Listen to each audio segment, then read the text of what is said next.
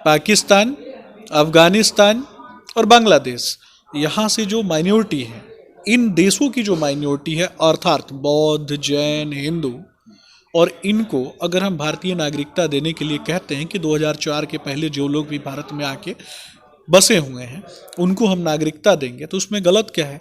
लेकिन हम कहते हैं कि हम मुसलमानों को नागरिकता नहीं देंगे। कौन मुसलमानों को? जो बाहरी मुसलमानों को। और ये कहते हैं, कांग्रेस कहती है कि मुसलमानों को भी आप नागरिकता दीजिए। तो कुरान के हिसाब से ट्रिपल तलाक की प्रक्रिया को लागू करवाने का काम किसने किया? नरेंद्र मोदी जी ने किया। 6,667 मदरसा जो कि हवा में चल रहे थे, जो जमीन पर थे नहीं, कागज में थे, और उस मदरसा के नाम पर दलाली खाने वाले ये जो कुछ एक मौलवी जो थे, जो दलाली खा रहे थे, और कुछ एक कांग्रेस के राजनेता दलाली खा रहे थे, तो उनसे जब हिसाब मांगा जाता है तो वो कहीं ना कहीं एक आवरण ओढ़ लेते हैं मुसलमान होने का। ये सब मुद्दे अभी क्यों, चुनाव के वक्त ही क्यों? लोकसभा का चुनाव है और आप 400 पार का नारा भी दे रहे हैं, तो अभी क्यों ये सब मुद्दे, पाकिस्तान, रोहिंग्या, मुसलमान तुष्टीकरण और अफगानिस्तान, NRC, CA, UCC मुद्दों पे बात नहीं हो पा रही है? ये मुद्दा नहीं। बेरोजगारी, महंगाई, बढ़ते हुए गैस सिलेंडर के दाम, भ्रष्टाचार मुक्त भारत का जो सपना था नरेंद्र मोदी का, अभी भी भ्रष्टाचार अपने उफान पे है। इस पे बात नहीं हो रही है सर। बात हो रही है हिंदू, मुसलमान, अफगानिस्तान, चाइना, तो ये सब, इन मुद्दों पे बात कब करेंगे सर? ये मुद्दा तो देश के लिए अहम है। जो आपने मुद्दे बताए वो मुद्दे हैं, मगर वो रह सह करके उस व्यवस्था को सही किया जा सकता है। मगर जो अभी देश का सबसे बड़ा मुद्दा है, 2 करोड़ नौकरी का वादा था आपके प्रधानमंत्री का, 15 लाख रुपए देंगे, सिलेंडर सस्ता करेंगे, जस्ट डबल हो गया सर। आपकी ही सांसद स्मृति ईरानी सिलेंडर गैस लेकर के सड़कों पे नज़र आती थी, मगर कहाँ कुछ हो पाया सर? इस पे बात करें सर। NRC के विषय में, UCC के विषय में, ये मुद्दे भी बहुत महत्वपूर्ण हैं। जब देश ही नहीं रहेगा, भारत माँ ही नहीं रहेगी, तो हम मेरे और आपके रहने सर देश था सर, शुरू से था, अभी भी है सर, और आगे भी रहेगा सर। आप युवा हैं सर, युवा देश का भविष्य होता है, और आप भी देश के भविष्य हैं। राजनीतिक स्तर पे अपनी लड़ाई लड़ रहे हैं और राजनीतिक तौर पे अपनी एक पहचान बना चुके हैं, मगर आपकी तरह करोड़ों युवा आज भी भटक रहे हैं सर। उन युवाओं के लिए क्या कुछ होना चाहिए? आप तो पॉलिटिकल पार्टी से जुड़ के अपने भविष्य को आगे बढ़ा रहे हैं, भाजपा में हैं और भाजपा के लिए काम कर रहे हैं और मुखरता से अपनी आवाज़ बुलंद करते हैं लोगों के लिए, मगर उन युवाओं के लिए भी कुछ होना चाहिए सर। जो भारत के करोड़ों युवा जो आश्रित थे कि रोज़गार मिलेगा, नौकरी मिलेगी, मगर नहीं मिल पाया। दर्द होता है सर, दर्द नहीं होता है उन युवाओं के लिए? व्यथा इतनी ही नहीं है, कथा इतनी ही नहीं है, कुछ शब्द जिनको पूर्ण कर दे राम वो गाथा नहीं है। हो छिन रहा एक क्षण में सब कुछ, बोलो एक क्षण क्या करोगे। तो ये कहीं ना कहीं मर्यादा पुरुषोत्तम श्री राम का संघर्ष से हम प्रभावित होकर के कार्य करते हैं। हम गुणवत्तापूर्ण शिक्षा के लिए काम करते हैं, हम स्किल डेवलपमेंट के लिए कार्य करते हैं। आज दुनिया में भारत का स्थान GDP के दृष्टिकोण से हम दुनिया की 5 सबसे बड़ी ताकत में हैं, अर्थव्यवस्था के दृष्टिकोण से। और परचेजिंग इंडेक्स की बात करें तो दुनिया की 3 सबसे बड़ी परचेजिंग इंडेक्स में हम आते हैं। हंगर इंडेक्शन के रिपोर्ट के हिसाब से बांग्लादेश से भी 5 साल और राशन बांटेंगे। 5 साल नहीं, 5 साल नहीं, ये मैं आपके कैमरे पे बोल रहा हूँ, 5 साल नहीं। जब तक मोदी गवर्नमेंट है, जब तक भाजपा है, एक भी व्यक्ति भूखा नहीं सोएगा। मैं बता रहा हूँ ना, हम अगर कोई व्यक्ति आज के समय अगर कोई व्यक्ति भूखा सो रहा होगा, उससे भी वादा करता हूँ कि उसको भी ढूंढ के उस तक भी अनाज पहुंचाने का काम हम करेंगे। और पेट भरने का और पहले पेट भरना और साथ में उनके लिए डेवलपमेंट के प्रोग्राम्स उनके लिए कुछ ऐसा किया जाए सर कि उनको राशन लेने की ज़रूरत ना पड़े, आपको राशन देने की ज़रूरत ना पड़े, वो खुद पैसे से, अपने पैसे से खरीद के राशन खा सके सर। ये होना चाहिए सर। सरकार की और भी उपलब्धियां बढ़ेगी सर, मगर राशन देना कंटिन्यू, मतलब जब तक भाजपा रहेगी तब तक हम राशन खिलाते रहेंगे, ये कहीं ना कहीं लोगों के आत्मसम्मान को भी ठेस पहुंचाता है। हम वसुधैव कुटुंबकम की नीति पर आगे बढ़ने वाले लोग हैं। हम सर्वे संतु निरामया सोच करके आगे बढ़ते हैं कि सब खुश रहें, सब सुरक्षित रहें। लेकिन ये कांग्रेस के लोग ये किसकी दलाली करते हैं, ये भी तो इनको बताना पड़ेगा ना। ये खास करके एक समाज को बरगलाने का काम करते हैं। एक बहुसंख्यक समाज को अपमानित करने का काम करते हैं। 1970 हटने के बाद कश्मीर में बदलाव हुए। बिल्कुल बिल्कुल बदलाव। जमीन ले लिया सर आप? बिल्कुल, जमीन क्यों लेना, जमीन जिसकी है जमीन उसकी रहेगी। आप एक तरफ सीए का मुद्दा उठाते हैं, सीए को ला करके जो भारतीय जो विदेशों में रह रहे हैं, खासकर जो अफगानिस्तान, नेपाल और बांग्लादेश और पाकिस्तान में रह रहे जो शरणार्थी जो हिंदू हैं, जो अल्पसंख्यक हैं, उनको ला करके यहाँ बसाने की बात कर रहे हैं। आपके क्षेत्र में पटना में ही ये आर ब्लॉक का पुल के पीछे बहुत सारे लोग शरणार्थी से भी बदतर स्थिति में रह रहे सर, उनके लिए आज तक कोई इंतज़ाम नहीं हुआ। वैसे वैसे हज़ारों लाखों परिवार अभी भी सड़कों के नीचे रहते हैं, उनके लिए ना बेहतर रोज़गार है, ना आवास है, ना सही व्यवस्था है, ना सुरक्षा है, सड़क पे ही जीते हैं, सड़क पे ही मर जाते हैं। तो पहले उन लोगों की चिंता छोड़ आप प्रवासियों की चिंता कर रहे हैं, भारत से बाहर रहने वाले लोगों की चिंता कर रहे हैं। अपने लोगों की भी चिंता होनी चाहिए।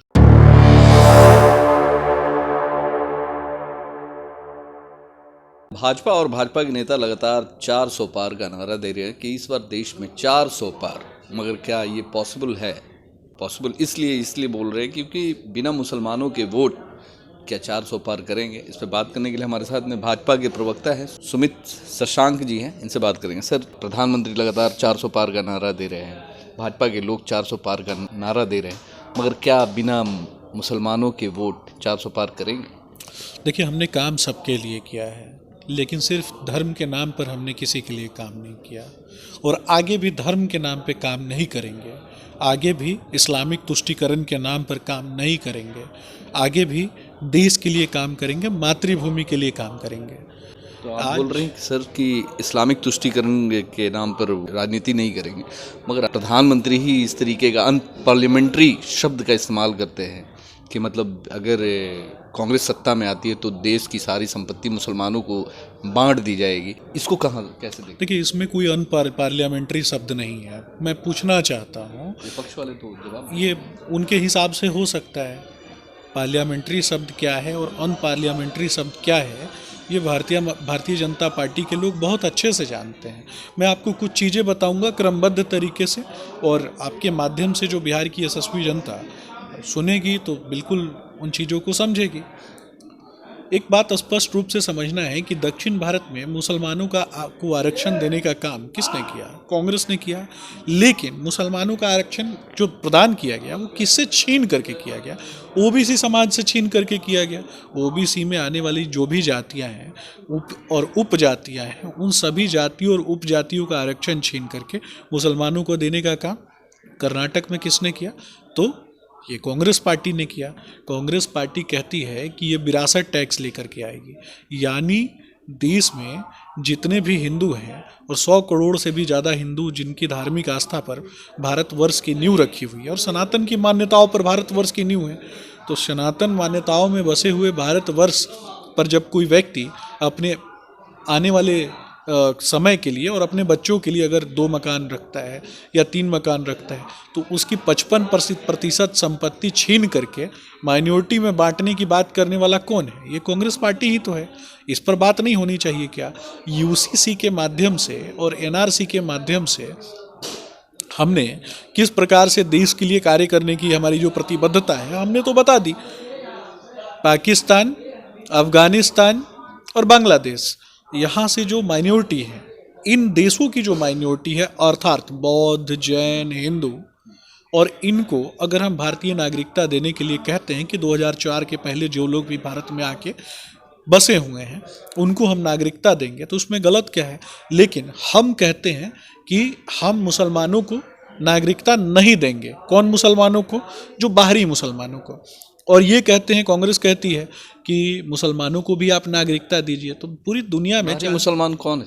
वही तो बता रहा हूँ ना, बाहरी मुसलमान कौन है वो पूरा समझना है कि पूरे दुनिया में 40 से भी ज़्यादा मुस्लिम कंट्रीज हैं। अगर सबको हम भारत की नागरिकता देते तो भारतीय लोग कहाँ जाएंगे? ये भी तो समझना है। ये रोहिंग्या को बसाना चाहते हैं। 80 करोड़ लोगों को जब भारतीय जनता पार्टी के नेतृत्व में अनाज प्रदान किया जाता है, देश का किसान जो है उसकी जो इनकम है और उसका जो उसने जो उपजाया है, उस उपज को जब हम उन्हीं किसानों के बीच में, उन्हीं मध्यम तबके से आने वाले लोगों के बीच में, उन्हीं देश के गरीबों के बीच में बांटने की बात करते हैं और देते भी हैं, तो उस अधिकार को किसका, SC ST OBC का अधिकार छीन के ममता बनर्जी जैसे लोग जो हैं वो किसको देना चाहते हैं? रोहिंग्या मुसलमानों को देना चाहते हैं जो भारतीय हैं भी नहीं। तो क्या इसका विरोध नहीं होना चाहिए क्या? मुसलमानों के लिए अगर बात कोई पूछे, बार बार भारतीय जनता पार्टी को मुसलमान विरोधी बताया जाता है, लेकिन मैं पूछना चाहता हूं और बताना चाहता हूं खास करके मुस्लिम तबके से आने वाले लोगों को, क्या ट्रिपल तलाक की जो प्रक्रिया थी, क्या वो कुरान के हिसाब से थी क्या? ये भी तो समझना है ना। कुरान के हिसाब से ट्रिपल तलाक की प्रक्रिया को लागू करवाने का काम किसने किया? नरेंद्र मोदी जी ने किया। 6,667 मदरसा जो कि हवा में चल रहे थे, जो जमीन पर थे नहीं, कागज में थे, और उस मदरसा के नाम पर दलाली खाने वाले ये जो कुछ एक मौलवी जो थे जो दलाली खा रहे थे और कुछ एक कांग्रेस के राजनेता दलाली खा रहे थे, तो उनसे जब हिसाब मांगा जाता है तो वो कहीं ना कहीं एक आवरण ओढ़ लेते हैं मुसलमान होने का, और मुसलमान होने का आवरण ओढ़ के वो किसको नुकसान करते हैं? वो मुसलमानों को ही तो नुकसान करते हैं ना। सवाल ये उठता है सर कि ये सब मसले, ये सब मुद्दे अभी क्यों, चुनाव के वक्त ही क्यों? लोकसभा का चुनाव है और आप 400 पार का नारा भी दे रहे हैं, तो अभी क्यों ये सब मुद्दे, पाकिस्तान, रोहिंग्या, मुसलमान, तुष्टीकरण और अफगानिस्तान, NRC, CA, UCC मुद्दों पे बात नहीं हो पा रही है? ये मुद्दा नहीं। बेरोजगारी, महंगाई, बढ़ते हुए गैस सिलेंडर के दाम, भ्रष्टाचार मुक्त भारत का जो सपना था नरेंद्र मोदी का, अभी भी भ्रष्टाचार अपने उफान पे है, आसमान पे है सर। इस पे बात नहीं हो रही है सर। बात हो रही है हिंदू, मुसलमान और अफगानिस्तान, चाइना, तो ये सब, इन मुद्दों पे बात कब करेंगे सर? ये मुद्दा तो देश के लिए अहम है, जो आपने मुद्दे बताए वो मुद्दे हैं, मगर वो रह सह करके उस व्यवस्था को सही किया जा सकता है। मगर जो अभी देश का सबसे बड़ा मुद्दा है, 2 करोड़ नौकरी का वादा था आपके प्रधानमंत्री का, 15 लाख रुपए देंगे, सिलेंडर सस्ता करेंगे, जस्ट डबल हो गया सर। आपकी ही सांसद स्मृति ईरानी सिलेंडर गैस लेकर के सड़कों पे नज़र आती थी, मगर कहाँ कुछ हो पाया सर? इस पे बात करें सर। देखिए, आपने बहुत ही महत्वपूर्ण मुद्दे उठाए और इन मुद्दों पर पूरे देश को बताना चाहिए, और कहीं ना कहीं मैं बताना भी चाहूँगा। तो सबसे पहले तो आपने कहा कि जिन मुद्दों के विषय में मैंने कहा, NRC के विषय में, UCC के विषय में, ये मुद्दे भी बहुत महत्वपूर्ण हैं। जब देश ही नहीं रहेगा, भारत माँ ही नहीं रहेगी, तो हम, मेरे और आपके रहने सर देश था सर, शुरू से था, अभी भी है सर, और आगे भी रहेगा सर। मैं पूरी बात अगर आप सुनेंगे तो मैं बहुत अच्छे तरीके से बता पाऊंगा लोगों को। तो रही बात देश की, तो कहीं ना कहीं इस देश पर हजारों बार सांस्कृतिक आक्रमण हुआ है। गुलाम वंश, खिलजी वंश, तुगलक वंश, सैयद वंश, लोदी वंश, मुगल वंश, अफगान वंश, और मुगलों की गोद में बैठ करके और ब्रिटिश ईस्ट इंडिया कंपनी की गोद में बैठ करके खेलने का काम कौन करता है? ये गांधी नेहरू परिवार के लोग, ये कांग्रेस पार्टी। कांग्रेस का सुरक्षा वॉल्व सिद्धांत क्या है? 1885 में जब कांग्रेस का गठन होता है, और इसके सूत्रधार कौन थे? एक ब्रिटिशर एओ ह्यूम थे। तो उस विषय को भी समझने की आवश्यकता है और लोगों को जानने की आवश्यकता है। लेकिन आप मूलभूत मुद्दों की बात करते हैं, तो मैं मूलभूत और भी मुद्दों पर आता हूँ। 34 करोड़ लोगों को जब DBT के माध्यम से जब हम उनके खातों में पैसा दे रहे थे, और राजीव गांधी जी की तरह नहीं, जो राजीव गांधी कहते थे कि 1 रुपया दिल्ली से निकलता है तो 5 पैसा लोगों के खाते में पहुंचता है। दिल्ली से 1 रुपया निकलता था और 1 रुपया जो है गरीबों के खातों में पहुंचता था। यानी DBT के माध्यम से 34 करोड़ लोगों को हमने लाभान्वित किया, और जब लाभान्वित किया तो बैंकिंग इंडस्ट्री भी साथ साथ बढ़ा, और बैंकिंग इंडस्ट्री जब बढ़ा तो हजारों, लाखों, करोड़ों नौकरियां बैंकिंग सेक्टर में आती हैं। इसके अलावा 2014 तक पूरे दुनिया को चलाने के लिए सबसे ज़्यादा आवश्यक क्या है? 2014 तक के बाद भी पूरी दुनिया को चलाने के लिए सबसे आवश्यक है ऊर्जा। अब पूरे देश में ऊर्जा ही नहीं थी। पूरे देश में औसतन बिजली पता है कितना प्राप्त होता था? मात्र 12 घंटे। और 2014 के बाद हम पूरे देश को 24.78 घंटे जो है ना, वो बिजली देने का काम करते हैं। न केवल बिजली पूरे देश को दी जाती है, अपितु आसपास के देशों में भी हम बिजली बेचने का भी काम करते हैं। तो इससे इतना बड़ा जो बिजली सेक्टर जो है और इतना बड़ा जो ऊर्जा सेक्टर जो है, इसका जब गठन होता है और इतने बड़े स्तर पे हाई स्केल पर कार्य होते हैं, तो क्या इसमें नौकरियों का सृजन नहीं हुआ? करोड़ों नौकरियों का सृजन हुआ। इसके अलावा 34 करोड़ लोगों को जब हमने आयुष्मान भारत योजना के तहत उनका इलाज करवाया तो मेडिकल सेक्टर कितना विकसित हुआ। और जब मेडिकल सेक्टर विकसित हुआ तो डॉक्टर्स की संख्या बढ़ी, क्या ये नौकरी नहीं था? जब नर्सेज की संख्या बढ़ी तो क्या ये नौकरी नहीं था? जब इंफ्रास्ट्रक्चर डेवलपमेंट के लिए इंजीनियर्स की आवश्यकता थी तो क्या ये नौकरी नहीं था? 74 एयरपोर्ट्स इन लोगों ने 70 साल में बनवाए और बाकी के आगे के वर्षों में हमने मात्र 10 वर्षों में 74 एयरपोर्ट्स बनवाए उड़ान योजना के तहत और उड़ान 2.1 योजना के तहत।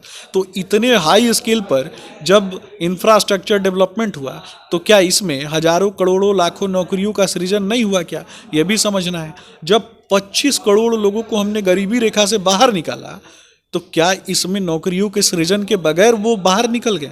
2014 के पहले पूरे देश में स्पेशल इकोनॉमिक जोन की संख्या कितनी थी और 2014 के बाद स्पेशल इकोनॉमिक जोन की संख्या कितनी हुई?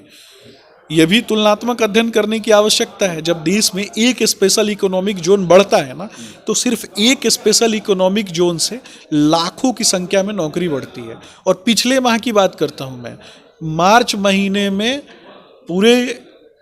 महीने में 10 लाख नौकरी जो है ना, जब 100 अरब डॉलर का निवेश यूरोपियन कंट्रीज के द्वारा भारत में हुआ तो प्रत्यक्ष रूप से 10 लाख नौकरी का सृजन हुआ। तो ये क्या है? 10 लाख नौकरी मिली? बिल्कुल 10 लाख नौकरी का सृजन हुआ और 10 लाख नौकरी आने वाले 1 वर्ष के भीतर में लोगों को प्राप्त हो जाएगी सिर्फ एक MOU से, सिर्फ एक मेमोरेंडम ऑफ अंडरस्टैंडिंग से। और ऐसे हजारों जो हैं वो मेमोरेंडम ऑफ अंडरस्टैंडिंग हम साइन कर रहे हैं। आप युवा हैं सर, युवा देश का भविष्य होता है और आप भी देश के भविष्य हैं। राजनीतिक स्तर पे अपनी लड़ाई लड़ रहे हैं और राजनीतिक तौर पे अपनी एक पहचान बना चुके हैं, मगर आपकी तरह करोड़ों युवा आज भी भटक रहे हैं सर। उन युवाओं के लिए क्या कुछ होना चाहिए? आप तो पॉलिटिकल पार्टी से जुड़ के अपने भविष्य को आगे बढ़ा रहे हैं, भाजपा में हैं और भाजपा के लिए काम कर रहे हैं और मुखरता से अपनी आवाज़ बुलंद करते हैं लोगों के लिए, मगर उन युवाओं के लिए भी कुछ होना चाहिए सर। जो भारत के करोड़ों युवा जो आश्रित थे कि रोज़गार मिलेगा, नौकरी मिलेगी, मगर नहीं मिल पाया। दर्द होता है सर, दर्द नहीं होता है उन युवाओं के लिए? देखिए, अगर आप दर्द की बात करते हैं तो सबसे पहले आप एक राजनीतिज्ञ के रूप में मुझे जानते होंगे, लेकिन एक UPSC फैकल्टी के रूप में शायद आपको परिचय नहीं हुआ होगा। एक शिक्षाविद के रूप में आपका और मेरा परिचय पहले शायद नहीं हुआ होगा। एक शिक्षाविद होने के नाते भी मैंने हमेशा शिक्षा से आगे बढ़कर गुणवत्तापूर्ण शिक्षा की बात की है। और देश के विभिन्न राज्यों में जब मैं कार्यरत रहा तो खास करके आदिवासी क्षेत्रों के जो बच्चे हैं उनकी भी शिक्षा दीक्षा के लिए हमने फ्री ऑफ कॉस्ट जो है वो क्लासेज चलाए। बाद में मुझे लगा कि भारतीय जनता पार्टी के साथ जुड़ना और भारतीय जनता पार्टी एक ऐसी विचारधारा जो अंत्योदय की विचारधारा के साथ जब आगे बढ़ती है, राम राज्य के संकल्प के साथ आगे बढ़ती है, तो राम राज्य का संकल्प सिर्फ आस्था का विषय नहीं है। राम राज्य का संकल्प न इस मिट्टी के प्राण तत्वों को आगे बढ़ाने का संकल्प है, जहाँ समाज के अंतिम पायदान पर बैठे हुए व्यक्ति के आंखों के सपनों को जीवंत रखने की लड़ाई जिस प्रकार से मर्यादा पुरुषोत्तम श्री राम ने लड़ी थी। और उस पर एक कविता भी है, 2 लाइन के माध्यम से मैं बोलूँगा। व्यथा इतनी ही नहीं है, कथा इतनी ही नहीं है, कुछ शब्द जिनको पूर्ण कर दे राम वो गाथा नहीं है। हो छिन रहा एक क्षण में सब कुछ, बोलो एक क्षण क्या करोगे। तो ये कहीं ना कहीं मर्यादा पुरुषोत्तम श्री राम का संघर्ष से हम प्रभावित होकर के कार्य करते हैं। और युवाओं की बात होती है तो युवाओं के लिए मेरा स्पष्ट रूप से मानना है कि शिक्षा से आगे बढ़कर गुणवत्तापूर्ण शिक्षा, यही है वादा भारतीय जनता पार्टी का।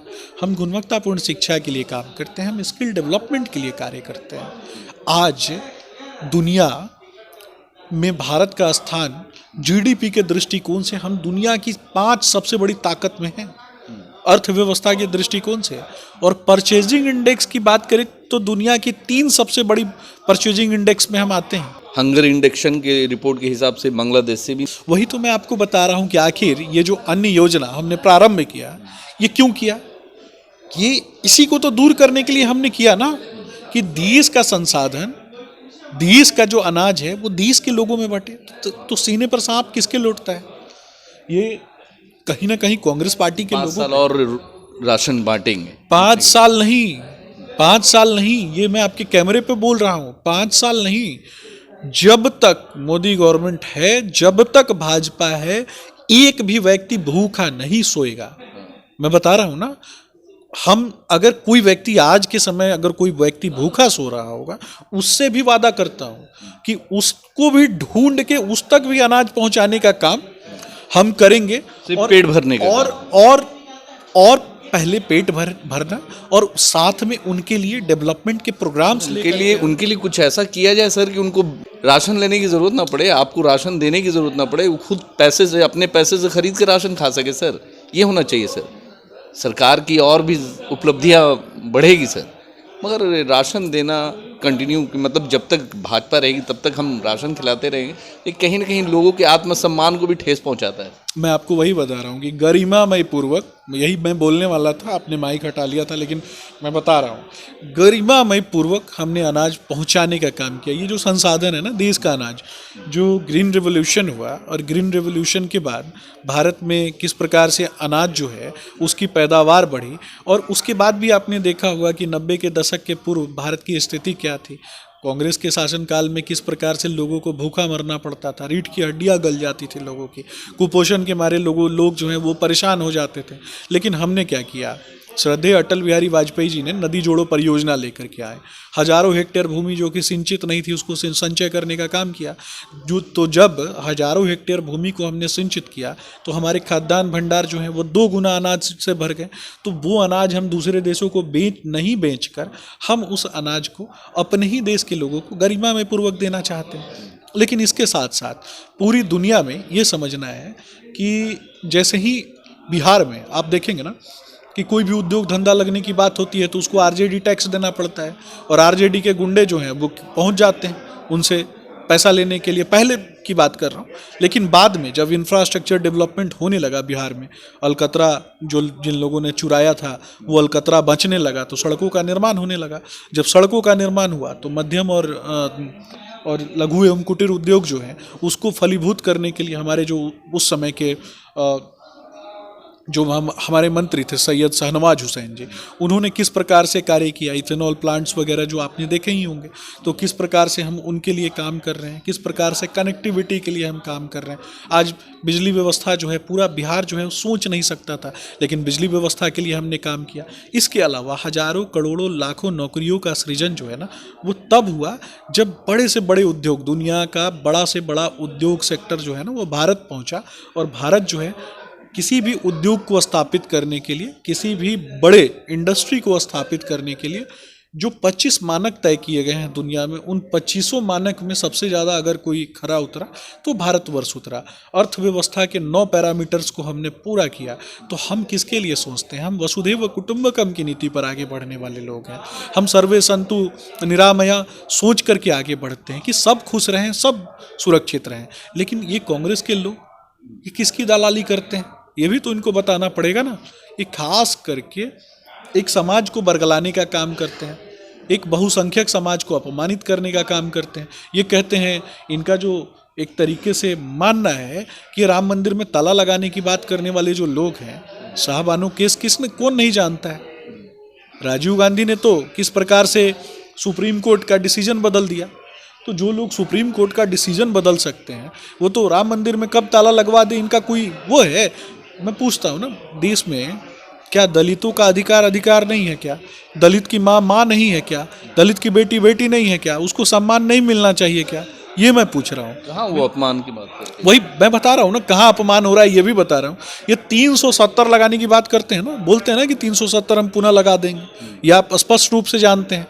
तो 370 लगेगा तो एक वाल्मीकि समाज है जो कि कश्मीर में रहता है, जो दलित है, और कहीं ना कहीं सामाजिक रूप से उनको उपेक्षित रखने का काम किसने किया है?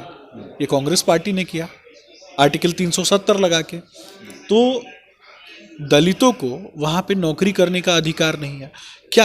आप स्पष्ट रूप से बताएं कि कश्मीर की एक बेटी, उसका विवाह पाकिस्तान के किसी लड़के के साथ होता है तो उसको अधिकार प्राप्त होगा कश्मीर में घर बनाने का 370 के बाद। और एक भारतीय मुसलमान, भारत का रहने वाला मुसलमान, ये बिहार का रहने वाला मुसलमान पटना का रहने वाला मुसलमान अगर कश्मीर की लड़की से शादी करेगा तो कश्मीर की लड़की से शादी करने के बाद उस मुसलमान लड़की को वहाँ से हटा दिया जाएगा और पटना के मुसलमान को कहीं ना कहीं कश्मीर में स्थान नहीं प्राप्त होगा, उसके जमीन पर उसका अधिकार नहीं होगा। तो ये बताइए ना, ये किस 370 हटने, आपका कहने का मतलब है कि 370 हटने के बाद कश्मीर में बदलाव हुए। बिल्कुल बिल्कुल बदलाव। जमीन ले लिया सर आपने? बिल्कुल, जमीन क्यों लेना, जमीन जिसकी है जमीन उसकी रहेगी। लोग बोल रहे थे कि 370 हटने के बाद अब यहाँ के लोग दूसरे राज्य के लोग कश्मीर में, तो पहले नहीं लिया करते। कश्मीर कश्मीरियों का है और कश्मीर जो है ना पूरे देश का है, जिनका स्थान जहाँ है वो वही है। मैं तो बार बार कहता हूँ ना, और इसमें गलत क्या है, कश्मीर हमारे माथे का मुकुट है, भारत माँ का मस्तक है। कश्मीर के रहने वाले लोग जो हैं वो हमारे भाई बंधु हैं। एक अंतिम सवाल सर कि आपने राम राज्य की बात की, राम राज्य की स्थापना के लिए आप लोग प्रयास कर भी रहे हैं और राम राज्य बहुत सारे जगहों पे यूपी में राम राज्य है, मगर आप एक तरफ सीए का मुद्दा उठाते हैं। सीए को ला करके जो भारतीय जो विदेशों में रह रहे हैं, खासकर जो अफगानिस्तान, बांग्लादेश और पाकिस्तान में रह रहे जो शरणार्थी जो हिंदू हैं, जो अल्पसंख्यक हैं, उनको ला करके यहाँ बसाने की बात कर रहे हैं। आपके क्षेत्र में पटना में ही ये आर ब्लॉक का पुल के पीछे बहुत सारे लोग शरणार्थी से भी बदतर स्थिति में रह रहे सर, उनके लिए आज तक कोई इंतज़ाम नहीं हुआ। वैसे वैसे हज़ारों लाखों परिवार अभी भी सड़कों के नीचे रहते हैं, उनके लिए ना बेहतर रोज़गार है, ना आवास है, ना सही व्यवस्था है, ना सुरक्षा है, सड़क पे ही जीते हैं, सड़क पे ही मर जाते हैं। तो पहले उन लोगों की चिंता छोड़ आप प्रवासियों की चिंता कर रहे हैं, भारत से बाहर रहने वाले लोगों की चिंता कर रहे हैं, अपने लोगों की भी चिंता होनी चाहिए। देखिए, उसमें जो हिंदू हैं, जो बौद्ध हैं, जो जैन हैं, जो ईसाई हैं, जो मुसलमान छोड़ करके अन्य जातियों के जो लोग हैं, उसमें अगर कोई रोहिंग्या है तो निश्चित रूप से वैसे रोहिंग्या को हम चिन्हित करके वैसे लोगों को अलग करने का जिन्हें रोहिंग्या बोल रहे सर वही वोट देते हैं सर आपके पार्टी को। वही तो मैं आपसे बोल रहा हूँ ना, मैं उन्हें रोहिंग्या नहीं बोल रहा, मैं बोल रहा कि जो रोहिंग्या है वैसे लोगों को चिन्हित करने का काम राज्य सरकार करेगी। लेकिन जो रोहिंग्या नहीं है और जो बाहरी नहीं है, जिनको अधिकार है भारत में रहने का, तो वैसे लोगों का तो हम हमेशा से हमने सम्मान किया है। आधार कार्ड है सर, पहचान पत्र है, तो सारे लोगों के पास सारा प्रूफ है, इंडियन प्रूफ है। तो मैं कहा, अब काफी सालों साल से रहते हैं, तो मैंने कब उनकी बुराई, उनके लिए बेहतर व्यवस्था नहीं हो पाया। हमने सबके लिए बेहतर, ना राज्य सरकार ने किया ना केंद्र सरकार ने। देखिए, हमने सबके लिए बेहतर व्यवस्था सोचा है और सबके लिए क्रमबद्ध तरीके से हम बेहतर व्यवस्था कर रहे हैं। आपका बहुत बहुत धन्यवाद कि आपने इन मुद्दों पर भी हमें आकृष्ट किया। निश्चय ही आगे हम उनके लिए भी काम करेंगे। तो हमारे साथ में भाजपा के प्रवक्ता, इन्होंने बोला है कि जो कमियां रहेगी आने वाले वक्त में पूरा किया जाएगा। 400 पार का नारा है, अब देखना होगा। आने वाले 3 चरण का चुनाव तो आज संपन्न हो चुका है, मगर आने वाले 4 चरण बाकी हैं। किस तरीके से भारत के लोग इस बार 400 पार करवाते हैं या फिर क्या होता है, आने वाले वक्त में देखा जाएगा। धन्यवाद।